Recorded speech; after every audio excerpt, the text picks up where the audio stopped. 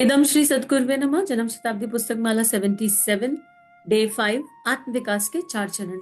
एक बहुत दिव्य खूबसूरत स्वाध्याय है जहाँ परम पूज्य गुरुदेव वंदे माँ हमारे हृदय चक्र पर, और वो ऐसा नहीं है कि वो स्वाध्याय के समय हृदय चक्र पर रहते हैं और बाकी टाइम गायब हो जाते हैं, पर हमारा चिंतन इस ओर से हट जाता है। तो इस धारणा को एकदम पक्का कर लीजिए, इस धारणा को पूरा जीवंत जी लीजिए कि हृदय चक्र पर हमारी गुरु शक्ति आशीर्वाद मुद्रा में बैठी है और हमारे आज्ञा चक्र पर एक परम ज्योति का दिव्य प्रकाश है जो हमारी विचारणाओं को, धारणाओं को पूरी तरह बदल रहा है। जब भी आप दिन भर में लो अनुभव करें, कभी कोई ऐसी सिचुएशन आ जाए जहां आपको समाधान नहीं मिल रहा, आप केवल आंख बंद करके 2 मिनट इस धारणा को जीने का प्रयास कीजिए। इसको फील करना है, रोबोटिक मोड पर नहीं।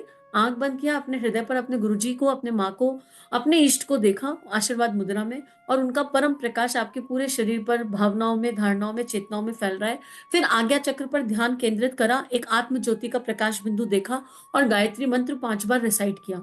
और फिर आप देखेंगे कि आपकी एनर्जी अपलिफ्ट हो गई। ये धारणा हर समय करने की धारणा है, और इस धारणा को करने से क्या होगा, ये जो स्वाध्याय है इसकी बारीकियां आपके सामने आ जाएंगी। होने को तो देखो ये भी हो सकता है, अगर हम धारणा मुक्त होकर नहीं सुनेंगे तो हम स्वाध्याय सुनते सुनते कहेंगे ये वाला एग्जाम्पल क्यों उठाया, ये तो बिना फिजूल का एग्जाम्पल था बीते हुए कल के स्वाध्याय के लिए। लेकिन अगर आप ये मान लेंगे कि ये स्वाध्याय हमारे लिए ही बना है, इसमें हमारे लिए कुछ है, तो उन 15 मिनटों में कोई 5 मिनट आपके लिए निश्चित होंगे। जरूरी नहीं है कि पूरा 15 मिनट आपके लिए हो, पर कोई 5 मिनट होंगे। पर उन 15 मिनटों के में जो 5 मिनट निकल कर आए, उसकी नींव में वो 10 मिनट होंगे। कोई भी बात 5 मिनट में नहीं होती, उसकी नींव में पूरा का पूरा कन्वर्सेशन होता है। तो हम ये मान के चलें कि ये स्वाध्याय बहुत लोगों का हित कर रहा है, बहुत लोगों का बेनिफिट कर रहा है। जैसे हमारा हो रहा है, ऐसे ही अनन्यों का हो रहा है, क्योंकि ये स्वाध्याय मैं नहीं कर रही हूँ या आप नहीं कर रहे हो। एक बहुत बड़ा समूह मानसिक रूप से भावनाओं के साथ, जप के साथ जुड़ा है। और हमारी भावना क्या है? हमारी भावना एक है स्व का अध्ययन, आत्मचिंतन, आत्म विकास, अपनी कॉपी की जांच। और आत्म समीक्षा का अर्थ ही है अपनी कॉपी जांचना।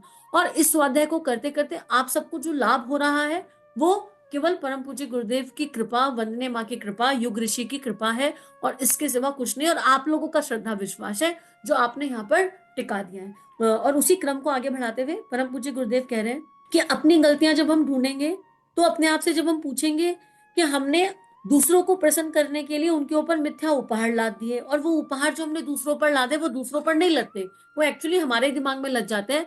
कि मान लीजिए आपने किसी के एनिवर्सरी पर उसको 5,000 का गिफ्ट दिया, फिर आपके घर में कोई बर्थडे आई और उसने 2,000 का गिफ्ट दिया, तो आपको वो 2,000 के गिफ्ट के लिए थैंक यू तो निकलेगा नहीं। आप कहोगे ले अगले को 5,000 का दिया था और नालायक 2,000 का लौटा कर लाया है। तो इसका मतलब आपने उनकी प्रसन्नता के लिए उन पर नहीं लादा था, आपने अब गुड बुक्स में रहने के लिए, अपनी रेपुटेशन के लिए, अपनी इमेज के लिए उन पर लादा था। और जब सामने वाले ने अपनी व्यवस्था अनुसार आपको दिया, तो आपको अपना दिया हुआ 5,000 याद आ गया। हमने इतना महंगा गिफ्ट दिया, इन्होंने इतना सस्ता गिफ्ट दिया।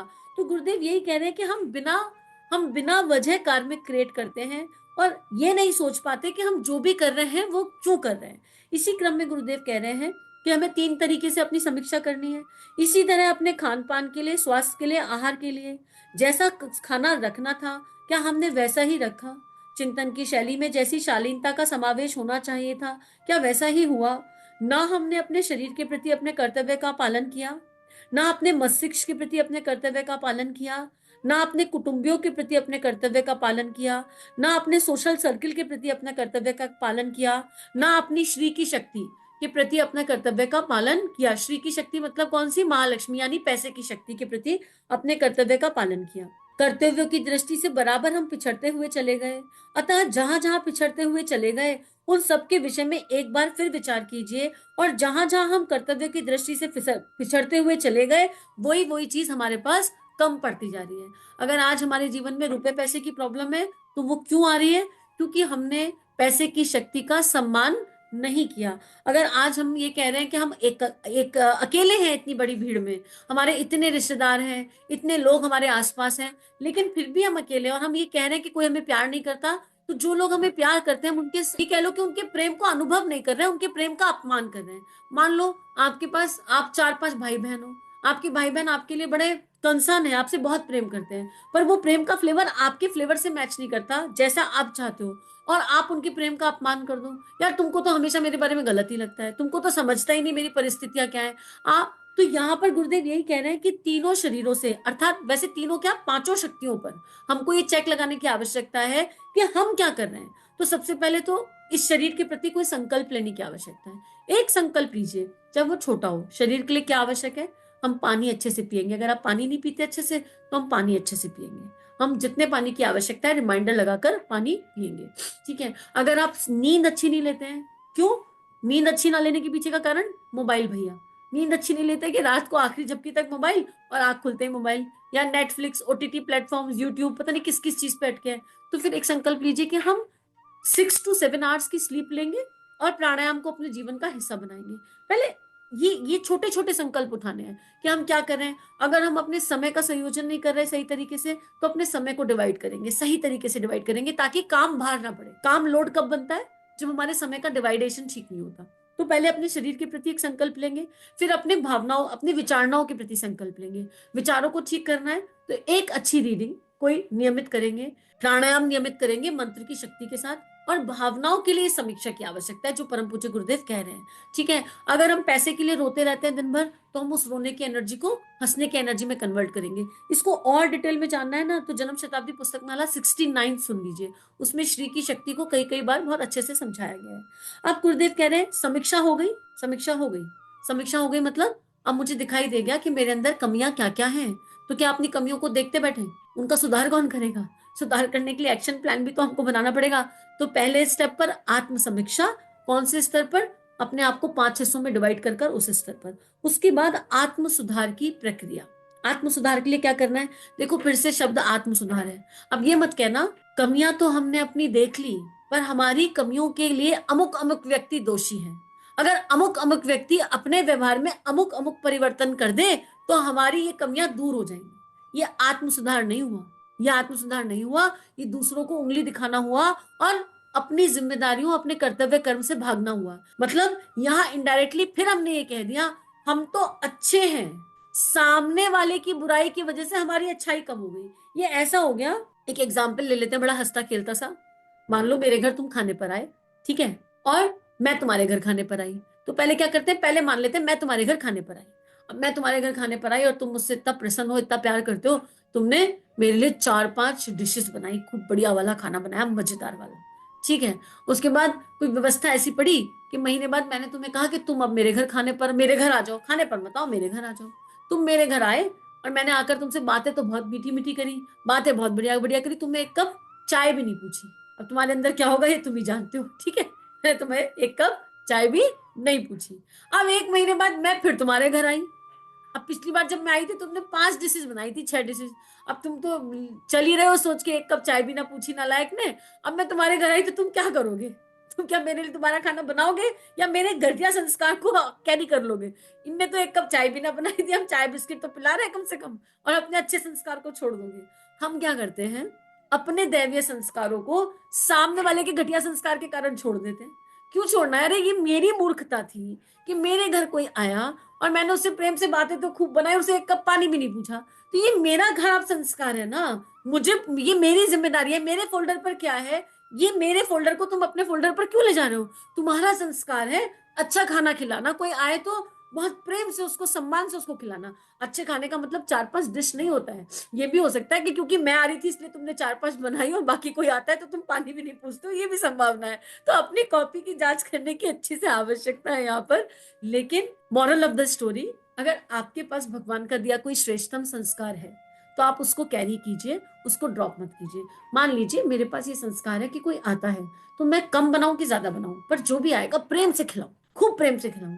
तो किसी भी हाल में मुझे इस संस्कार का त्याग नहीं करना। अगर मैं सामने वाले के घर गई, 10 बार गई, और उसने 10 बार मुझे दरवाजे से लौटा दिया काम की बात करके, तो भी जब भी वो सामने वाला मेरे घर आए, मुझे ये मानना है भगवान आए और मेरा घर थोड़ा ना है, ईश्वर के घर आए हैं, और मेरे पास जो बेस्टेस्ट अवेलेबल है मुझे उसी को प्यार से खिलाना है। आप यकीन करो, जब आप अपने अच्छे संस्कार को कैरी करोगे और अच्छाई की भावना से उस संस्कार को, उस संस्कार के आधार पर सामने वाले को नर्चर करोगे, उसको चाहे पानी से नर्चर करो, चाहे चाय से नर्चर करो, चाहे कुछ किसी भी चीज को खिला के नर्चर करो, सामने वाला बदल जाएगा। उसके मन में आएगा यार इनके घर जितनी बार भी जाओ इतने प्यार से चाय पिलाते हैं, इतने प्यार से चाहे एक बिस्किट ही खिलाएं, यार कितने प्यार से खिलाते हैं और हम देखो जरा दरवाजे से लौटा देते हैं, अब की बार ये आएंगे ना तो इन्हें घर बैठाएंगे। इससे क्या होगा, उनका दैवीय संस्कार जाग जाएगा।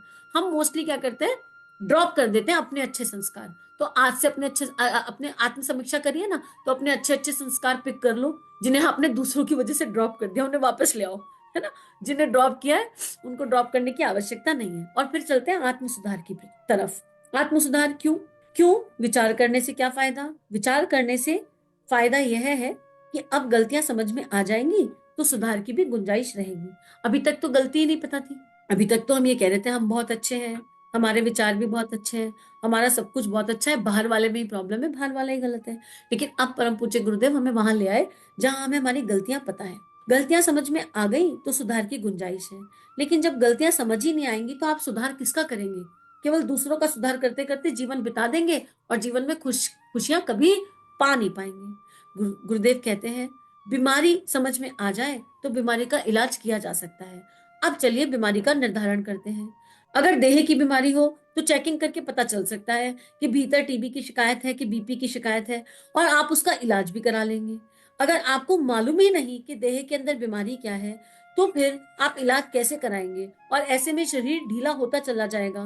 तो गुरुदेव ये कह रहे हैं कि जब तक बीमारी आइडेंटिफाई नहीं होती इलाज आइडेंटिफाई नहीं हो सकता। लेकिन एक बार बीमारी पकड़ में आ जाए तो इलाज निश्चित है और सुनिश्चित है। गुरुदेव कहते हैं इसलिए जो समीक्षा है नाड़ी की परीक्षा की तरह है। समीक्षा नाड़ी जो वेन्स होती है ना, हाथ में देखते हैं ना, कलाई कलाई पर हाथ रखकर पता चल जाता है फीवर आया, उसको कह रहे हैं कि गुरुदेव कह रहे हैं जो पहला कदम है समीक्षा, वो नाड़ी की परीक्षा की तरफ है। उसे आपको अपने आप ही करना होगा और वो भूतकाल के संबंध में है। पापों को ही क्राइम नहीं कहते, पाप उन्हें भी कहते हैं जो कि जीवन को ठीक तरीके से जीने का क्रम है, उसका व्यतिक्रम करना भी पाप में आता है। क्राइम चोरी डकैती अपहरण हत्या हत्या वगैरह है, यह तो बुरे कर्म है ही, मगर यह भी कर्म बुरा नहीं है कि हम आलस्य और प्रमाद में ही समय काट दें।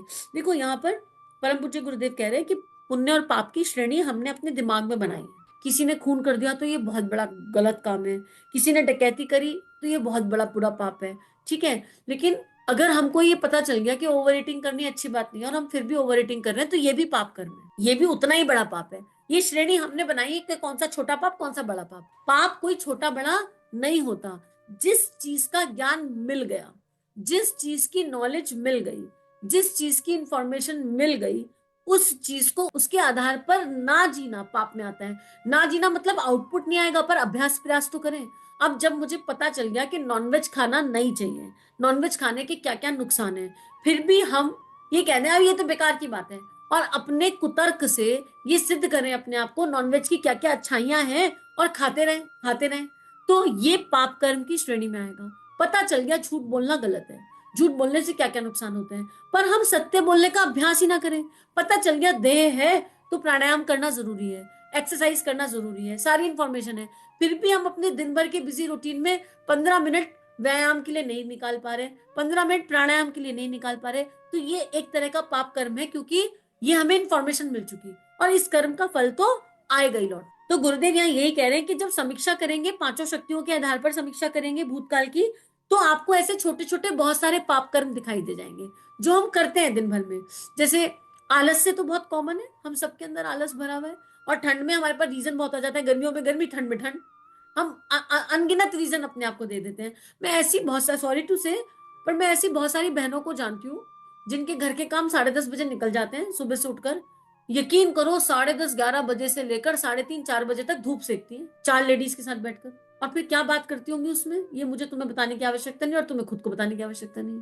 5 लेडीज अगर सुबह 11 बजे से 3-3:30 तक छत पे बैठ के धूप सेक रही हैं और गपिया रही हैं, तो वो क्या गपिया रही होंगी, वो अपने आप को क्या ही कंट्रीब्यूट कर रही होंगी, इसको इमेजिन नहीं किया जा सकता, हम सोच भी नहीं सकते। लेकिन इसमें क्या हो रहा है, अगर उन 5 लेडीज को ये पता चल जाए कि इसे कहते हैं घोर समय की बर्बादी और इस समय का हमें सदुपयोग करना है, पता चल जाए, उसके बाद भी वो कहे सुनने में तो बढ़िया लगा था लेकिन चलो ना फिर धूप का समय आ गया, मजा आ रहा है, चलो जाके बैठ के आते हैं। अरे जाओ भाई, एक किताब ले जाओ अपने साथ, तुमको धूप में बैठने के लिए कोई मना नहीं कर रहा, एक अच्छी सी किताब ले जाओ, अपनी कोई क्रिएटिविटी ले जाओ, कुछ तो ऐसा ले जाओ कि वो 11 बजे से 3 बजे तक के समय में तुम कुछ ढंग का कर सको। नहीं तो क्या करोगे, पढ़ चिंतन। और दोष देखने की बीमारी तो अभी है, गुण तो देखने आए नहीं। जो गुण देख लेंगे तो फिर उनका चिंतन ही क्यों करेंगे। चिंतन ही इंसान तब करता है जब दोष देखता है। तो परम पूज्य गुरुदेव कह रहे हैं जो चीज पता चल गई उसको ना सुधारना पाप क्रम की श्रेणी में आता है।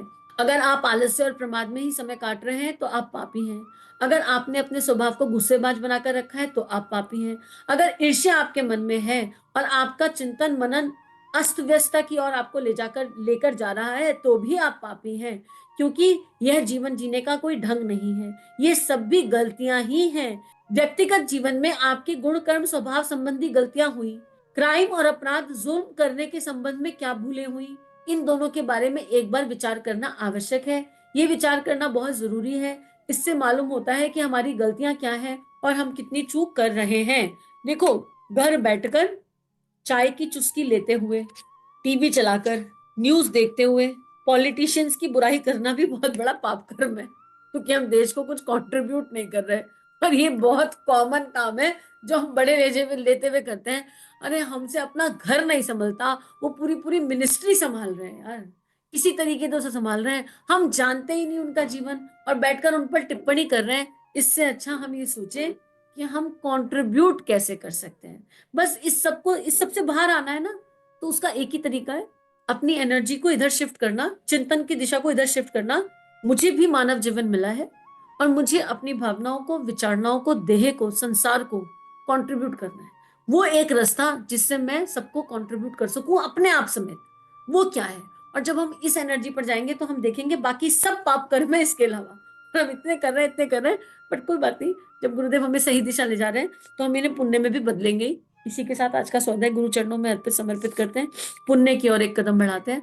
ठीक है, अवेयरनेस के साथ छोटी छोटी भूलों को सुधारेंगे और वो सुधर जाएंगी। बहुत मुश्किल काम नहीं है सुधारना, है ना। तो अगर अब आप धूप में जा रहे हो तो अगली बार एक किताब लेकर जाना, है ना?